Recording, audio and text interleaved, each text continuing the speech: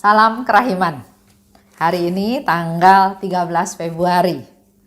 Kita akan baca dari 8:15 dan 8:22. Kita mulai ya. Dalam nama Bapa dan Putra dan Roh Kudus. Amin. 8:15.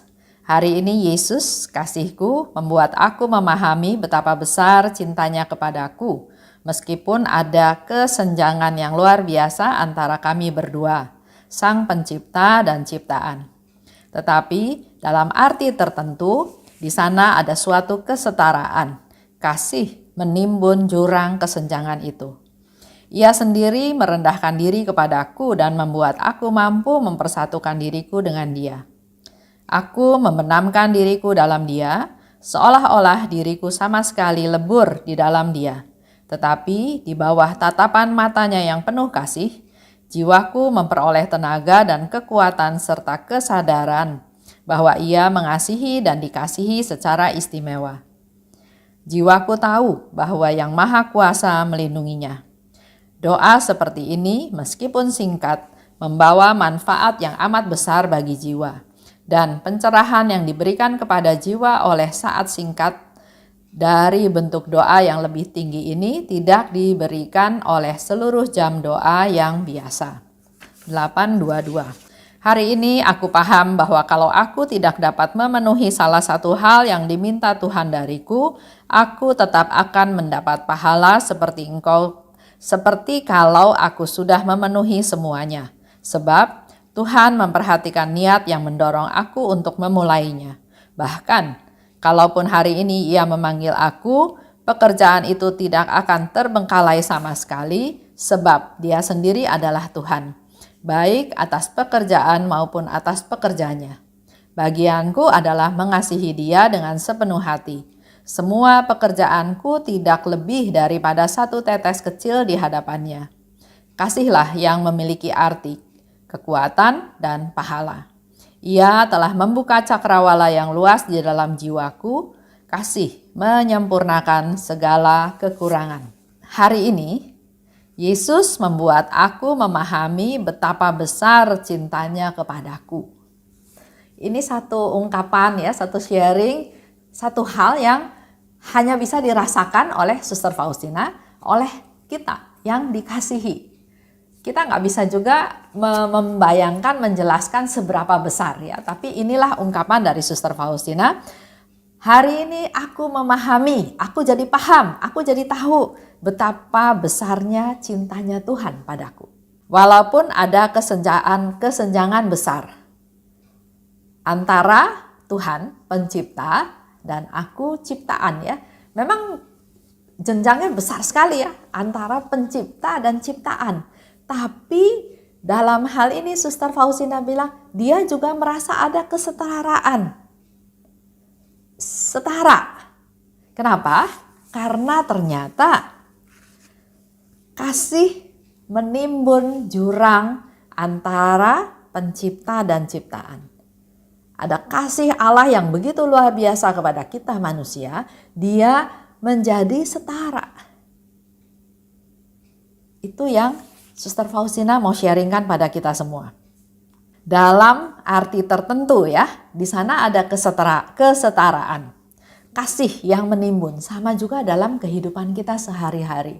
Ada pernikahan ya, suami istri. Pendidikannya beda jauh.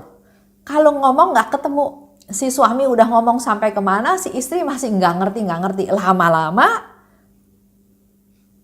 nggak ada komunikasi, ngomongnya nggak nyambung. Si suami ngobrol sama sekretaris di kantor lebih nyambung, lebih mengerti. Lama-lama terjadi makin lama makin renggang. Nah, kalau dasarnya kasih, maka bagaimanapun suami akan tetap bisa menerima keadaan si istri yang mungkin tidak setara pendidikannya. Menyesuaikan diri, dia turun ke bawah, dia menyesuaikan diri, dia mencoba mengikuti cara berpikirnya si istri. Itu salah satu ungkapan dari kasih. Bukannya si istri dibodoh-bodohin. Bodoh, istri saya nggak bisa diajak ngomong, makanya saya ngomong sama sekretaris saya. Jadi jangan salahin saya kalau terjadi suatu jalinan, suatu hubungan yang lain karena saya enak ngomong sama sekretaris saya ya. Nah, inilah yang biasanya suka dijadikan alasan perpecahan dalam keluarga. Suami istri komunikasinya nggak nyambung. Karena katanya si istri nggak ngerti apa yang diomongin sama suami. Udah dijelasin juga masih nggak ngerti. Mari kita sekarang semuanya dikasih kasih yang dari Tuhan. Dan bukti bahwa kita mengasihi Tuhan pencipta. Dengan ciptaan aja kan jaraknya jauh sekali. Tapi karena kasihnya pencipta kepada ciptaannya, maka dalam situasi tertentu dia bisa setara. Dia bisa mencoba mengerti, merendahkan diri untuk mengerti si ciptaan tersebut. Yang serba terbatas, yang serba nggak berdaya, yang berdosa, yang banyak kelemahan-kelemahannya. Oleh sebab itu, kita yang kadang-kadang merasa lebih tinggi, belajar rendah hati. Belajar menurunkan derajat dalam tanda kutip supaya kita menjadi setara, supaya kita bisa ada komunikasi yang lebih baik. Itu mengenai relasi ya, suami istri atau orang tua dengan anak atau mertua dengan menantu. Kita yang sudah tahu lebih dahulu, mari kita pakai kasih kita untuk bisa membuat relasi kita dengan orang lain menjadi semakin baik. Ia sendiri merendahkan diri kepadaku. Tuhan merendahkan diri kepadaku. Sedangkan saya kadang-kadang merasa tinggi terhadap orang lain. Meremehkan, merendahkan.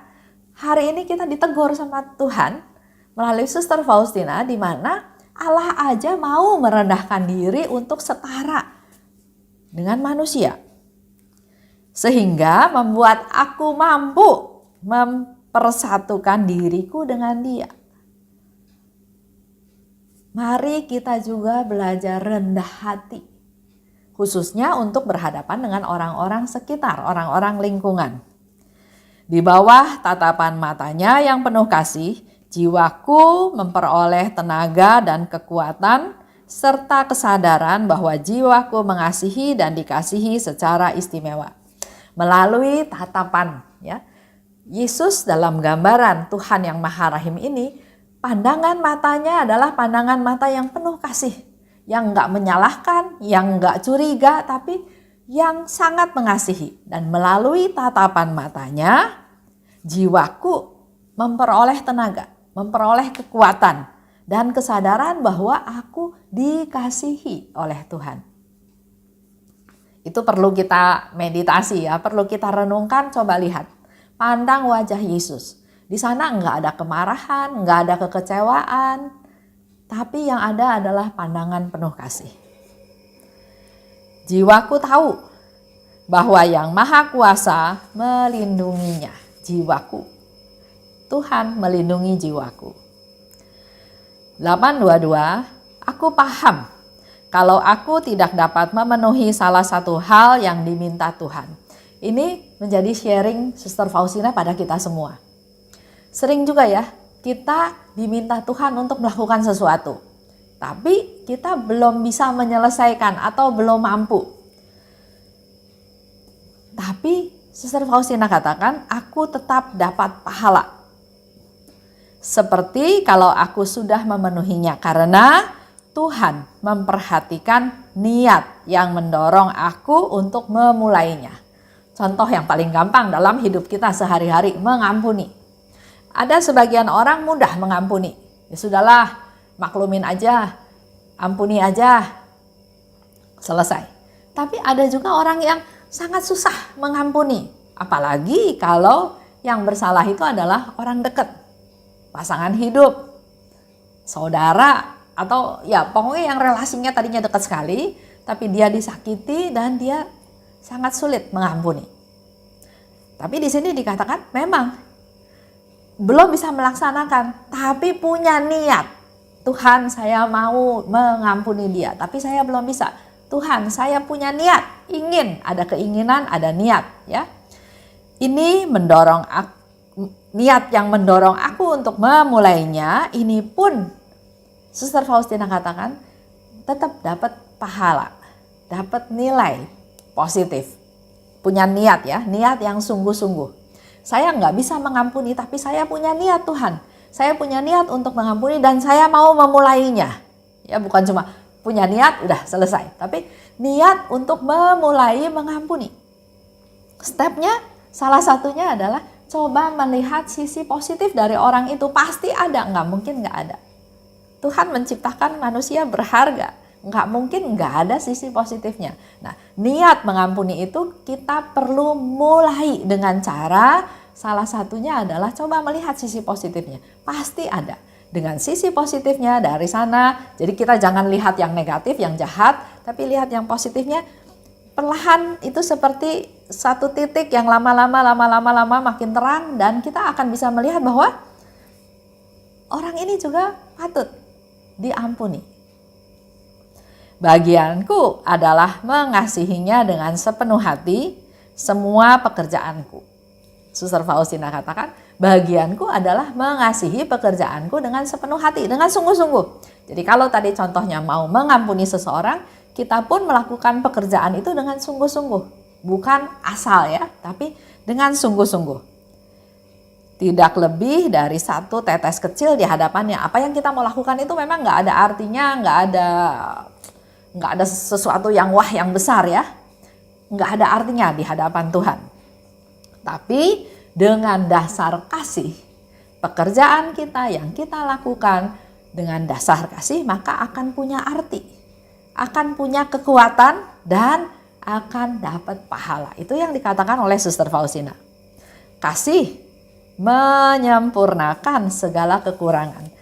Sama ya, jadi kita balik tadi kalau misalnya contoh seorang istri susah mengampuni suaminya karena suaminya banyak melakukan kesalahan. Salah satu caranya dengan niat mau mengampuni, langkah mulainya adalah coba lihat sisi positifnya. Itu salah satu cara. Nah, cara yang lain, kasih itu menyempurnakan kekurangan. Jadi si istri ini harus bisa merefleksi lagi ke dirinya sendiri. Apakah saya betul-betul mengasihi suami saya? Jangan lihat salah benarnya dulu ya. Saya benar-benar mengasihi dia enggak? Tuhan katakan ini suamimu. Ini adalah ayah dari anak-anakmu. Dialah yang menjadi kepala keluarga. Dialah yang kuberikan kepadamu. Dialah yang membentuk menjadikan engkau seorang ibu, seorang istri, seorang oma yang punya anak, mantu, cucu. Pasti ada sesuatunya. Nah, dengan melihat kebaikannya, jangan melihat kekurangannya, melihat kebaikannya, rasa kasih yang barangkali tadinya sudah mati mulai timbul lagi. Ingat lagi masa lalu. Nah, kalau sudah mulai kasihnya hidup lagi, bernyala-nyala, maka kasih ini bisa menutupi kekurangannya si suami. Nah, di sanalah bisa mengampuni. Karena memang setiap manusia bersalah, nggak mungkin ada yang betul-betul tidak salah. Begitupun si istri, pasti dia ada salah juga. Cuma seringnya kenapa orang susah mengampuni orang lain? Karena dia nggak melihat bahwa saya berdosa. Dia cuma melihat bahwa orang lain berdosa. Nah, kalau dia rendah hati, dia punya kasih, dia bisa memaklumi si suami yang berdosa. Dia juga melihat, saya ini siapa? Saya ini bukan hakim. Hakim itu haknya Tuhan. Saya juga berdosa. Kalau kita bisa merefleksi hidup kita, kita tidak hanya menghakimi, tidak hanya menilai, tapi melihat juga kehidupan kita sendiri, maka itu juga salah satu cara untuk kita bisa lebih mudah mengampuni orang lain. Contoh, dalam masa pandemi sekarang ya. Contoh aja, nggak bisa potong rambut kan? Ya, sebagian orang ada yang pergi potong rambut ya, tapi suami saya nggak mau. Dia bilang, selama masa pandemi, dia akan keluar rumah hanya untuk hal-hal yang perlu. Kalau nggak perlu, dia nggak keluar rumah. Nah, contohnya, potong rambut. Selama berbulan-bulan ini kan makin lama rambutnya makin panjang. Jadi, saya bilang, oke, sini saya yang potongin rambutnya. Bapak Ibu bisa bayangkan, saya bukan tukang potong rambut dan saya nggak pernah sekolah potong rambut. Tapi pemikiran saya adalah, ya potong aja. Dari yang panjang menjadi pendek. Seandainya salah potong pun, pertama saya nggak sengaja bikin salah potong. Kedua, seandainya salah potong pun kan nanti panjang lagi. Itu pikiran sederhana saya ya. Nah, saya tawarin suami saya, ya dia mau dipotong rambutnya ya, dipotong. Udah saya potong. Ternyata dia merasa surprise sendiri karena ternyata saya bisa melakukannya dengan baik ya. Walaupun memang tidak sesempurna seperti di tukang potong rambut. Tapi di sana dia bilang, oke. Suami saya bilang, ini oke lah. Karena bukan dipotong oleh yang profesional, potongan rambut dia masih oke, dia katakan gitu ya. Dia bisa terima, dia sukacita karena dia juga merasa bahwa dia dilayani. Dia diperhatikan, dia dilayani oleh saya ya, sehingga rambutnya pendek, dia menjadi lebih fresh lagi rasanya, dan yang terpenting dia nggak perlu ketemu sama orang banyak dalam masa pandemi seperti sekarang ini.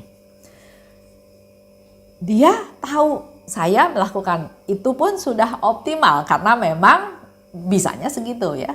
Tapi dia punya kasih yang besar kepada saya. Kekurangannya itu dia bisa tutupi. Oke, nggak apa-apa, salah juga. Nanti toh rambutnya panjang lagi. Nanti toh masih bisa diatur lagi. Jadi kalau punya kasih, maka dia bisa menyempurnakan kekurangan yang ada. Dia bisa memaklumi karena memang cuma bisanya segitu, dan melihat bukan yang tersurat, bukan yang muka saya di kaca, tapi melihat yang tersirat bahwa si istri dengan kemampuannya yang terbatas mau membantu, mau melayani sehingga semuanya jadi happy. Kira-kira seperti itu. Jadi sekali lagi, mari kita minta kasih dari Tuhan, karena dengan modal kasih kita akan lebih mudah untuk bisa menerima kekurangan orang lain. Menerima kesalahan orang lain, bahkan kita lebih mampu lagi untuk bisa mengampuni yang bersalah kepada kita. Kita tutup ya dalam doa. Dalam nama Bapa dan Putra dan Roh Kudus. Amin. Oh luka kerahiman, oh hati Yesus, sembunyikanlah aku di dalam lubuk hatimu. Laksana satu tetes darahmu sendiri. Dan jangan biarkan aku terlepas dari situ selama-lamanya. Kurunglah aku di dalam lubuk hatimu, dan ajarlah aku mencintai Engkau. Tuhan, mampukan aku memahami sepenuhnya siapa dirimu. Bawalah aku masuk ke dalam rengkuhan mesramu, sejauh itu dapat ditanggung oleh kodrat insani. Amin. Dalam nama Bapa dan Putra dan Roh Kudus. Amin.